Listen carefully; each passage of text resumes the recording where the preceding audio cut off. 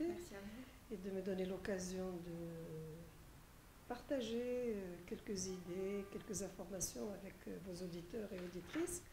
Et merci de fêter avec moi la journée mondiale de l'eau, qui, comme vous le savez, chaque année, les Nations Unies retiennent un message.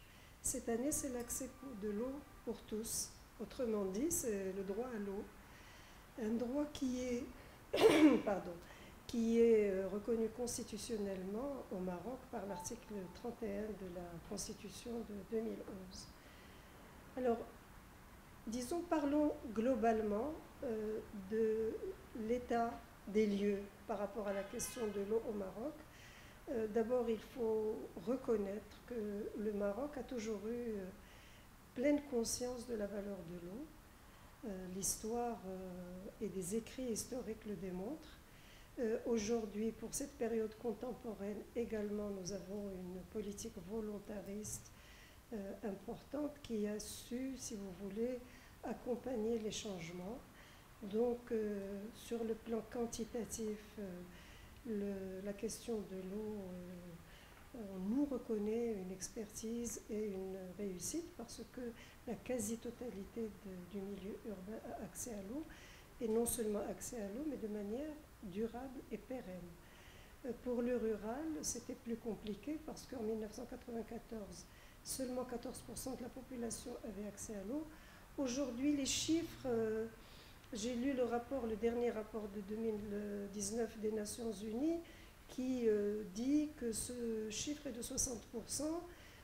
Les chiffres de l'ONU qui coordonne ce travail du PAGER fait avoisiner le nombre de populations qui a accès à l'eau, quelque chose qui avoisine les 90%. Bon. Question des chiffres reste posée. Bon. Maintenant, il y a eu une révision de la loi de 1095 par la loi de 3615. Cette nouvelle loi a comblé certaines lacunes de la précédente, mais a aussi élargi le champ d'intervention, qu'est-ce qu'on appelle eau, en intégrant par exemple les zones humides. Mais elle n'a pas intégré le littoral.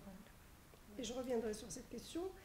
Ensuite, elle a intégré, je ne dis pas tout ce qu'elle a intégré, je vais vous présenter un certain nombre d'éléments qui me paraissent aujourd'hui importants pour les projets en cours ou à venir. Elle a reconnu le partenariat public-privé et elle a intégré la question du dessalement de l'eau de mer. Alors, évidemment, il y a eu une nouvelle réorganisation des instances importantes, notamment les agences de bassin qui ont été organisées. Et c'est important parce que les agences de bassin, ce sont des agences qui traitent dans la proximité la question de l'eau par bassin hydrographique, qui est une réalité géographique intéressante. C'est une démarche intéressante. Maintenant, on a accusé un retard dans ce qui est protection qualitative de l'eau. Il a fallu attendre véritablement un plan ambitieux, 2005-2008, pour mettre en place, cette période a été la période de mise en place d'un plan national d'assainissement.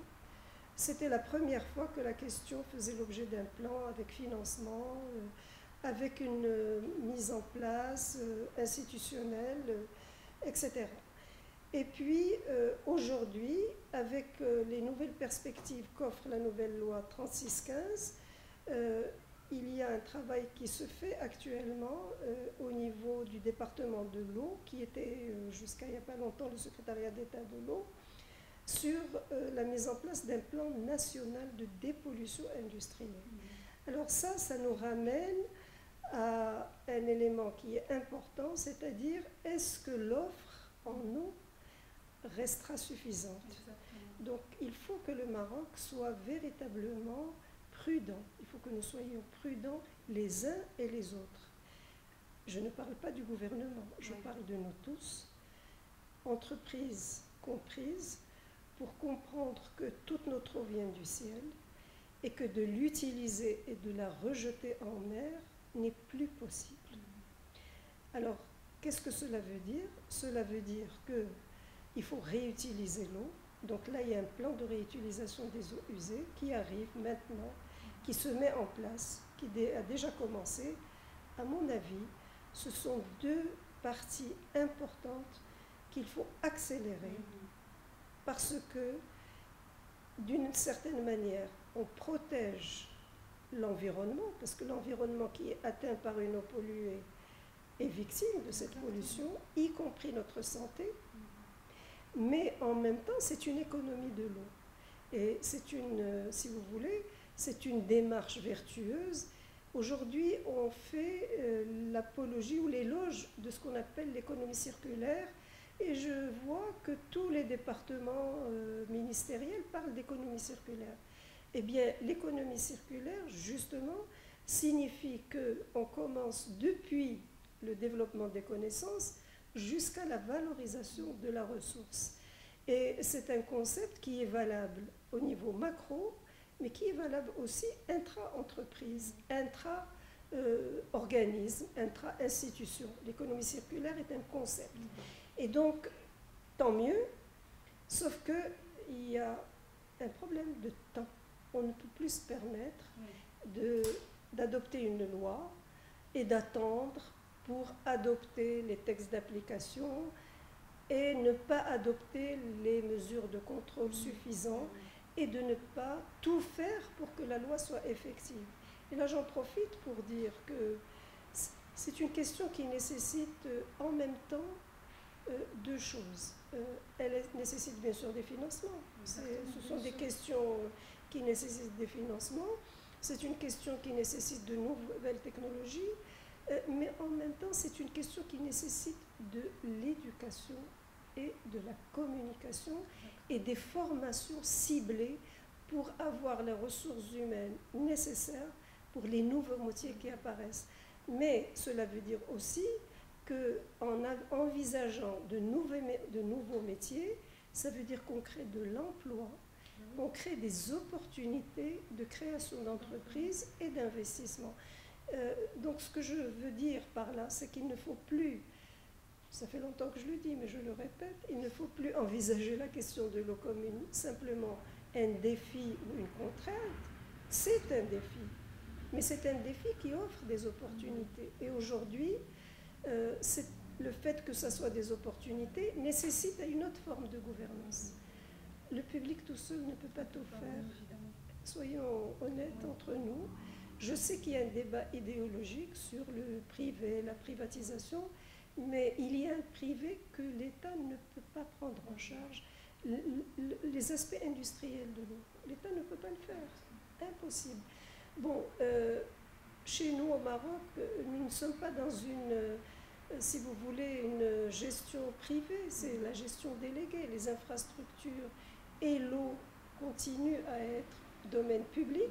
Et c'est le service qui est privatisé. Et est-ce que c'est une bonne chose? Je pense que oui.